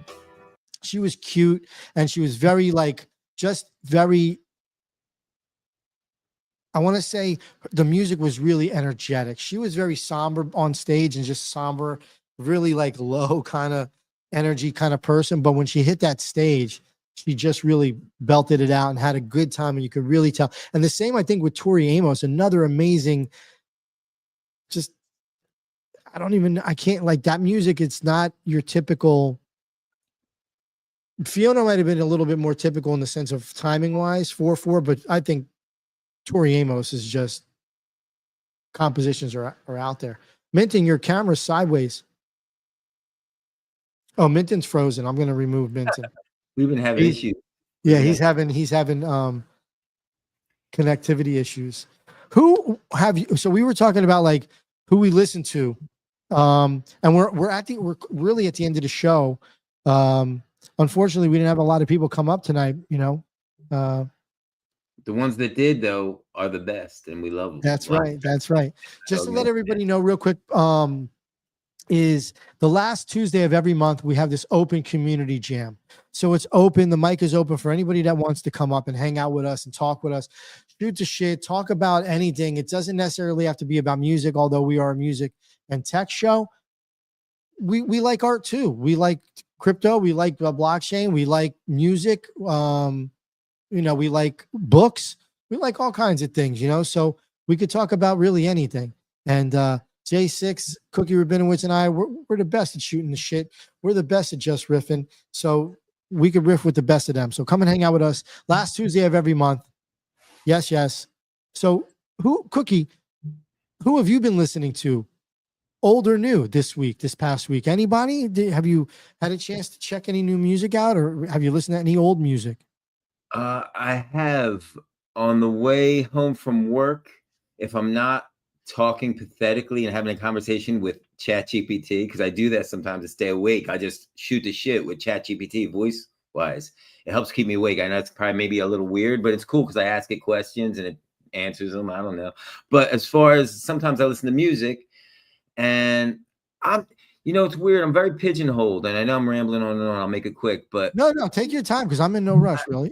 I love, and I've loved them for many years, and I always, as far as Jamiroquai, I just love their vibe, especially on the early albums. Emergency on Planet Earth is such a great record, and I've been listening to a lot of music like that lately. Like I don't know what you would call it, but like I call it soul music, but like Marvin Gaye, Jamiroquai. I love, as far as newer artists, Anderson .Paak, man, he's fucking such a badass. Like I listen to his shit and I can dine out on all his records. His No Worries, that one project he's with, and what's the other one? The Nationals, but everything he touches, man, I just think is awesome. It's amazing because he did that thing with Bruno Mars, and I think that's all awesome too. And I think it's awesome, so I'm not throwing shade at it, but that's my least favorite thing that he's done, like all his other stuff. But I love it all. I'm trying to think of any other new artists. Henny's asking about Neil Young. I don't know what song. I got to look in abstract. She was asking about Love Earth. Have you heard Neil Young Love Earth? I don't know it. I mean, maybe if I heard the song. Have you heard it? I haven't heard it, but and everybody loves Neil Young. Neil Young. His that certain era of his career, he was really making some heavy tunes, and his voice is so distinctful. It's all it is. Neil Young, one of the greatest to ever do it, and a lot of funky shit from the 70s. Believe it or not, a lot of that stuff from the 70s had some good funk drums on that and bass lines. Yeah, like which artist in particular do you like? Oh, Neil Young. Oh, I was just talking about Neil Young in particular. Like a lot of cool, like 70s Neil Young. I can't remember the name. I have it in one of my playlists. Like Crazy Horse, or no? Give me a second and I can tell you if I have it in here. Rockin'. Where's Neil Young? Okay, there's another band I wanted to tell you about that I just was listening to also recently. A band called Ginger. They're I believe they're Russian and spelled Jinjer. I'm gonna play video of it because I want you to check them out. There's a female lead singer, and they go from like this real like to heavy to back to real light to heavy. Where's that Neil Young song? Did I take it out of my I must have taken it out of my playlist because I heard it so many times. I was like, okay, I got to change this shit up. I'll find that Neil Young song, on the Neil Young topic, it's pretty interesting. Remember, like he came out of the gate swinging at Spotify. He was like, fuck this. He made that, what was it called? Ponos or Sonos, or he made a platform and he actually made a hardware device to play music. I don't remember it. It failed, of course, because the odds are stacked against you when you try to do something like that. No foul on his play. It's just, it was a bold thing to do that, but it's interesting though, because that was many years ago. And now we hear a lot of artists speaking on the timeline, so to speak, and of how they're on, same old story we've covered a million times, how they're not happy with Spotify, Yes. Okay. Let me find. I could play it live, but it's. Give me 1 second. I was looking this up while you were talking. What the hell? Hef. Yeah. Can you hear me? Yeah. Speaking of what the hell, that's one. So like at the club, right? I always have to play like the latest music at the club because that's just what the job description is. That these girls, the latest. It's a lot of it's rap music and hip hop. But you see what the hell remind me of? That's been a really hot track. It just started dying out. Have you ever heard that one? What the helly? No. What the helly? That's it. What the hell? What the hell? That's a hot track. It's pretty fun track. It's pretty fun, But maybe What the hell, bro? Are they talking about a helicopter? What the hell? He's just saying, what the hell? Like, what the hell's going on? But it's cool. What the hell? And you're bringing it. Oh, Ginger, you found Ginger. Let's check it out. Yeah, I'm curious to know what you think. I like it live already. They're really good.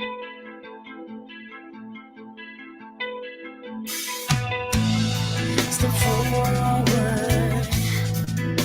and meeting your sunrise. A coward is shivering inside today. I'll be a friend of mine who swallows suffering with smile.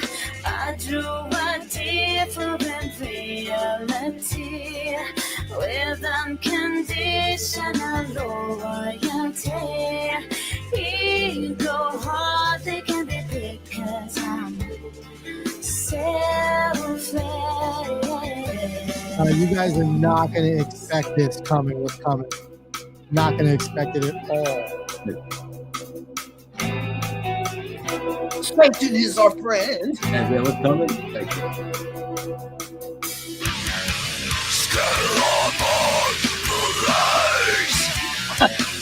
Virgin innocence. 1 million brings life without the wrath of death. Really awesome, though. Wow. Virgin innocence. 1 million brings life. You got me. I was not expecting that. And then it goes back. So she goes between these two really hard and soft. And I've never seen a female, first of all, doing that. And the band is super, super tight. Odd time signatures. They're not playing 4/4. Cookie, you would love the guy who plays guitar and the bass. They're just so in sync. I was watching an interview with just the guitar player just talking and just riffing a little bit. They're really intricate. And I felt that was the first song that I ever heard from them. I came across them by accident on YouTube, like a lot of us do. And I was like, wow, I was really caught by that real melodic beginning part. And then it just blew my mind. I was like, what? I'm not really into that heavy metal like that, but I could listen to them. I put them in my playlist because of the diversity in every song.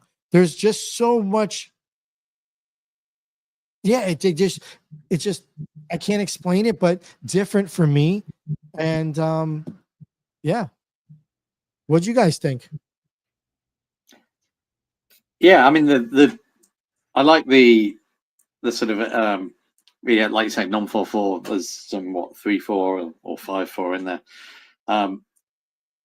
I mean, I'm not a metal guy at all, but it's fucking impressive what she can do, and to be able to go back to then like how that doesn't wreck her throat. I don't know. I've got no idea. But yeah, it's incredible. And I watched live because I was thinking they put something on her voice, like something. Yeah. Here it comes. Something like that, you hear my voice? I'm thinking they put something on her voice like that. And, yeah, I mean, when I saw her live, unless the engineer was like, he was on it, Maybe, like, I don't know. back. No, but it was too good for them to switch back that way. I mean, I think she's really fucking trained her voice to do that. Who knows? Yeah. Anyway. I mean, when I remember playing with a couple of bands, not that I was in, but on the same bill as that had that kind of thing, and they had I can't remember what it's called, but they had like a separate microphone that had like a breath tube on it as Oh, well that would like do Jeff that kind of. what was it, like a vocoder? Kind of, but it gave that kind of sound, but it was a Okay. microphone and also had like a tube that you sort of put in your mouth, so it sort of got the. I don't really understand it, but Yeah. yeah. Word up. Cookie, what'd you think? Like you said, they were very meticulous with their playing and their execution. I think that's what they're going for, and I think they're achieving it. Yeah. Yeah. You know, and I've never seen a female do that vocal style either. Like I've seen, we've seen different so I think it's interesting in that regard, that if this female is belting that shit out, it's wild, man, Yeah. I want to play something else because I love playing music and I love sharing music.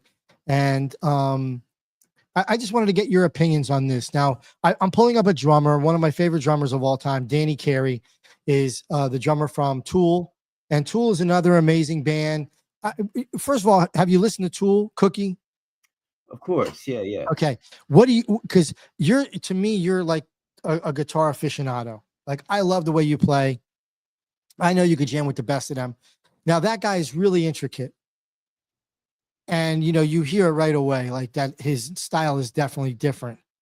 You as a guitar player, how difficult is what he's playing? And what's your opinion on his style and that type of playing guitar, which is like very odd. I don't know those time signatures, very odd kind of polyrhythmic style playing. Well, before I comment on the guitar player alone, I'd like to say Tool is interesting to me because it's not normally a lane. I don't usually like listen to that style of music, but they're such full spectrum like artists. The whole band their artistry is just it has a lot of integrity, and what they're creating is so unique to them, and I feel that it's not a gimmick. Like, some people do unique shit, but it's just like, hey, we're going to try to do some weird shit.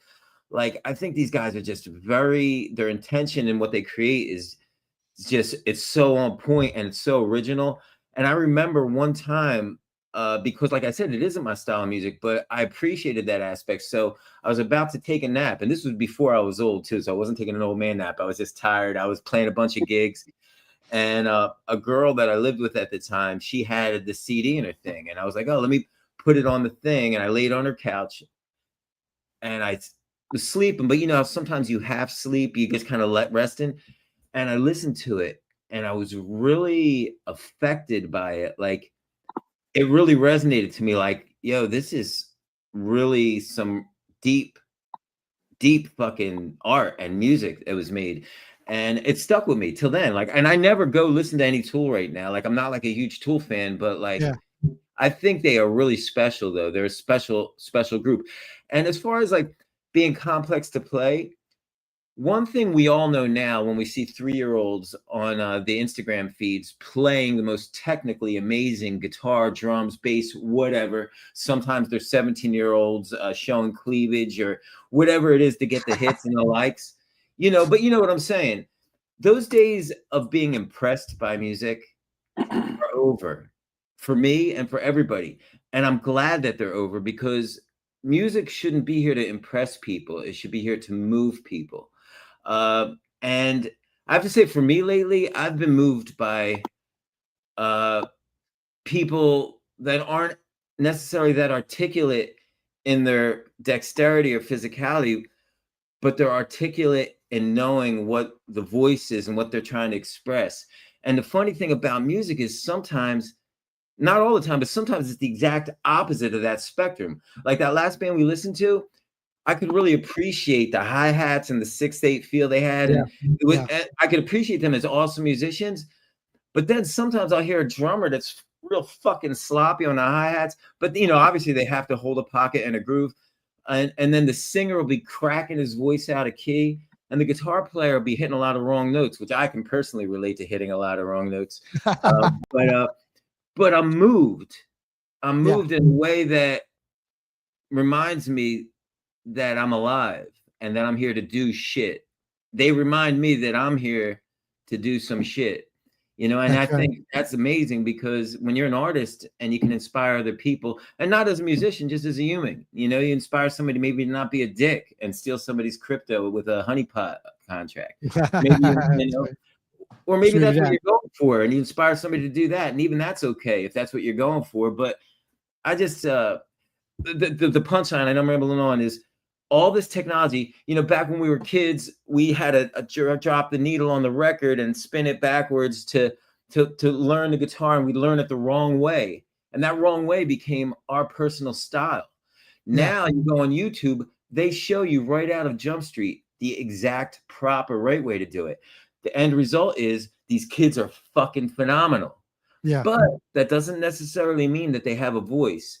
And really, that's what music is all about. It's about expressing your voice. So I say this to any young people out there.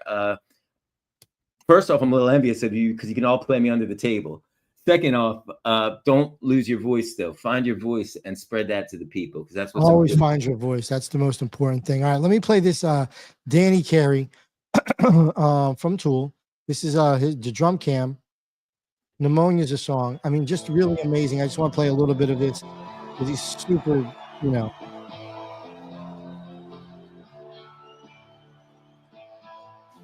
It's so wicked, Cookie. And he's using electronics too. While in it, Love it. Those are electronic drums he's playing, right? At the top, those 3 drums there. Okay.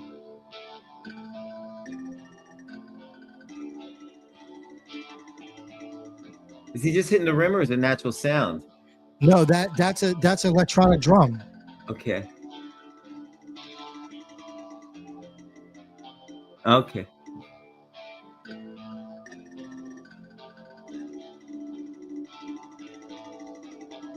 He has 3 electronic drums up there. Oh, okay. I see. Oh, wait, no. So you see the drums to his left? Uh-huh. Those drums to his left are electronic drums too. He's got electronic drums spread out throughout his whole kit.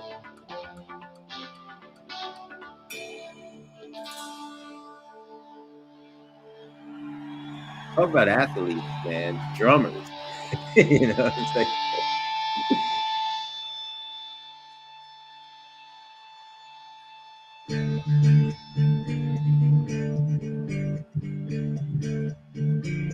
And this is live too, you know, it's like these guys rip so hard.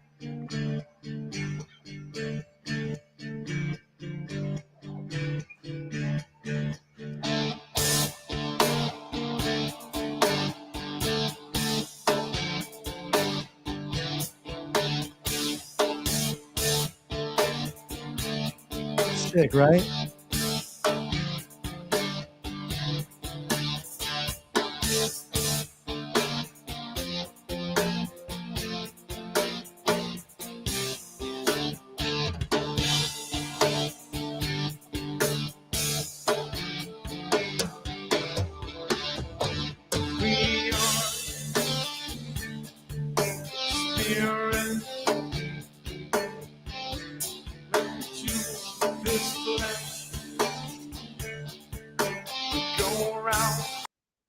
Bro, those polyrhythms that he's playing are incredible. And Wow. it's just not just him playing, the bass is playing, the guitar is playing, the singer Maynard, he's singing in poly. It's like just the whole thing to me is just like wicked. Yeah, and you can't, I didn't mean to cut you off there. You can't duplicate that. Well, no, it's funny because the first thing when I was listening to it, I was like thinking to myself, thank God I'm not the one that has to sing a melody over that shit, man, because it's work. I mean, after you do it like a certain amount of time, you don't think, you don't count or whatever. Like, you know, it's just the melody and that's the rhythm of the song. But when you're approaching a song like that, there's definitely a little bit of math involved in the beginning stages, you know. But when they get it down the way they're doing it, yeah, it's not math to them. They're feeling that just like James Brown after a point, like they are. Yeah, it's true to that, man. I mean, look, those, I don't know, like, those guys are just goats. Those guys to me are just what greatness is in being a musician, and they're not commercialized at all. I mean, they're a huge band, but they're not commercialized by any means. And there was another band too that there was like an off of them was Perfect Circle.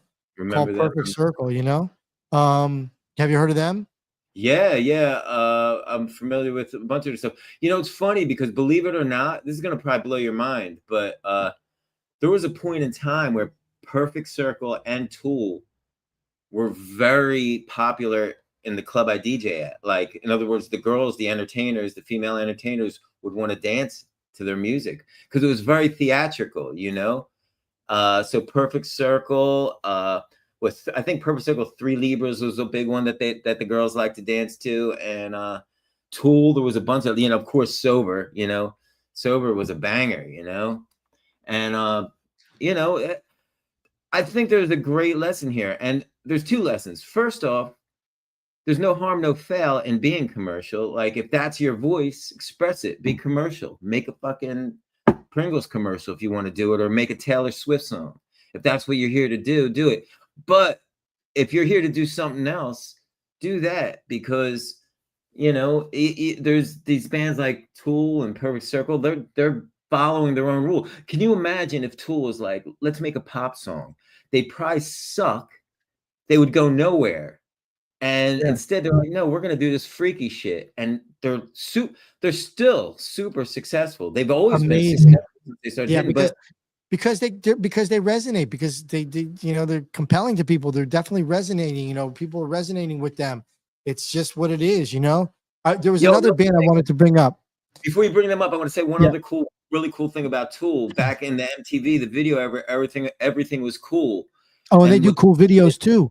Well, what they did was they weren't in their videos, and it was just so cool. It wasn't about look at me. It was like they had these claymation, these crazy fucking things, and it's just, I think there's a really good point to drive in here though too. It's like, sometimes when everybody's going this way, if you feel like going this way, you don't always have to say, no, let me turn. Maybe that just means lean harder into that way and do your thing. And maybe that's where your success lies. Yeah. I agree with that, man. I wanted to tell you, there's another band too that's really, really dope. I don't know if they're still playing together, but oh God, it starts with why can't I think of them now? Give me 1 second. Oh, the Deftones. And Deftones had an off band too. What were they called? I remember something Pony. Oh, not Pony. It was hold on. They were dope also. They were called I played the song in the club. It was very popular. Yeah, hang on 1 second. It was Chino's band. Hold on.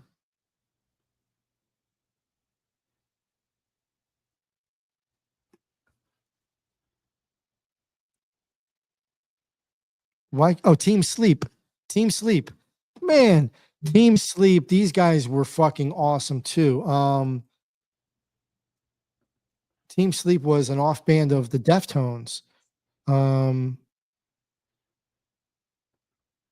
Let's see if I can get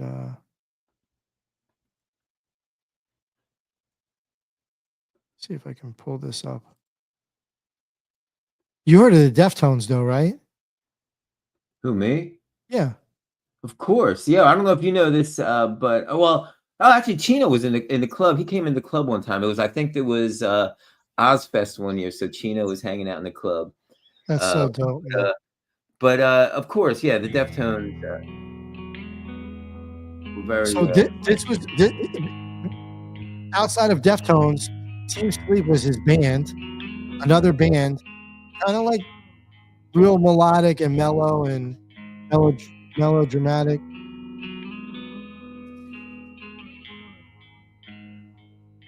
But he's another guy, like his voice is amazing. It just blends so well with that music.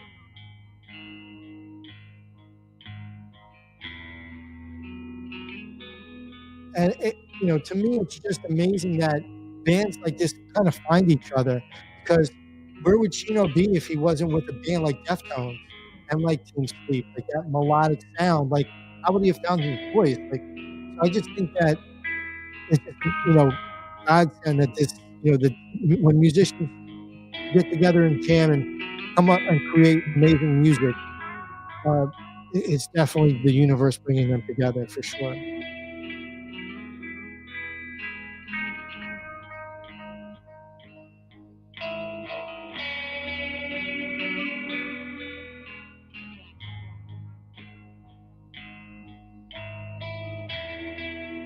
So you get the gist here. Very, very chill and very like laid back, and I think those guys are just an amazing group of musicians. For sure, man. They're artists, man. I love it. When I hear musicians, but I think of them more broader, like artists, as opposed to just musicians. Yeah. Not everybody fits in that category. Absolutely. Yep. Just musicians. That's right. Well, this concludes our episode of Jus Riffin. Jus Riffin. Yep. It's been a pleasure, everybody. Thank you so much for tuning in. And we had Jus Riffin on the show tonight. Anyways, everybody. Okay, it's the last Tuesday. We're just being goofy here. We do this every Tuesday night, 8:30 p.m. Eastern Standard Time. We have guests on throughout the month. The last Tuesday of the month, we do a community jam. If we have somebody super important, sometimes we just skip the community jam and we add an extra guest to the show for that month. Next week, we're going to have Dahlia from Abstract. She's one of the leads at Abstract Chain. So hopefully everybody comes and hangs out and tunes in. Next week, we're gonna really dive into Abstract. We're going to dive into the streaming aspect of it. We're going to just, try and get some more stuff about Abstract that we didn't get from Michael Lee, the CEO from Abstract, when we had him on the show. If you didn't check that show out, you didn't get a chance to check it live, we have our show on repeat 24/7 on Abstract. So tune in from time to time. You'll catch a show that you might not have seen. There's always alpha that gets dropped on the show, whether we like it or not, whether we know about it or not. There's always something happening. There's always something to learn and always something to gain when we interact with you guys, the audience. So once again, thank you very much. We're powered by Rug Radio. This is Jus Riffin. For Cookie Rabinowitz, I'm your boy Hefner. Have a lovely, lovely night, and we'll see you next week. Same time, same station. Jus Riffin. We're out. Thank you so much, everybody, for tuning in. Jus Riffin. Tuesday night, 8:30 EST. Know where we be. Jus Riffin. Special guest and tech and talk. A musicology. Jus Riffin. Coming to you live at the same time. Here every week. Jus Riffin. Jump in the room. Let's chop it up. It really ain't that deep. Jus Riffin.